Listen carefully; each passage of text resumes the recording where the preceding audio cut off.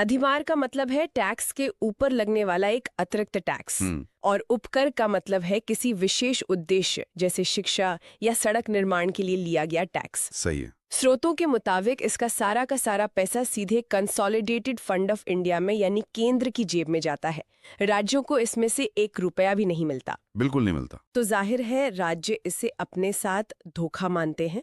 लेकिन मैं यहाँ थोड़ा शैतान का वकील बनकर केंद्र का पक्ष रखना चाहूंगी। बताइए।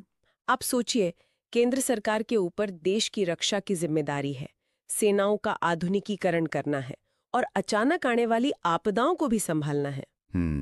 अगर केंद्र अपना सारा पैसा राज्यों के साथ बांटने लगेगा तो किसी युद्ध या संकट के समय तुरंत फंड्स कहाँ से लाएगा? क्या ये सेस और सरचार्ज केंद्र को एक बहुत जरूरी वित्तीय कुशन नहीं देते? देखिए, आपका ये तर्क केंद्र सरकार के नजरिए से बिल्कुल मजबूत और तार्किक है। हाँ। राष्ट्रीय सुरक्षा और आपदा प्रबंधन के लिए केंद्र को एक ऐसे फंड की जरूरत हमेशा होती है जिसे तुरंत इस्तेमाल किया जा सके। राज्यों को भी इस बात से कोई आपत्ति नहीं है कि सेस क्यों लगाया जा रहा है।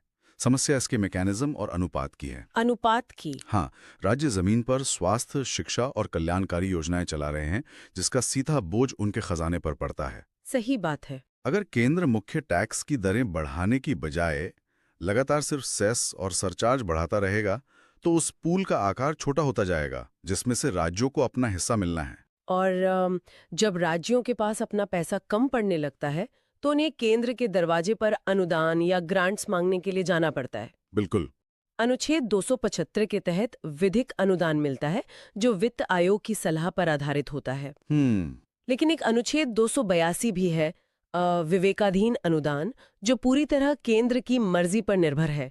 ये तो राज्यों को केंद्र पर आश्रित बनाने वाली बात हो गई। हाँ, ये एक बहुत बड़ा मुद्दा है। और लोन लेने की जो शक्ति है, अनुच्छेद 293, वो भी एक भयंकर ट्रैप है। अरे वो तो सबसे बड़ा पेच है।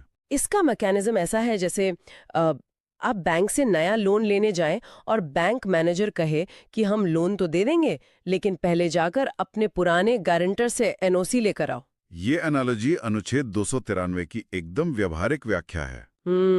राज्य सरकारें सीधी विदेशों से ऋण नहीं ले सकती और सबसे बड़ी बात, अगर किसी राज्य पर केंद्र सरकार का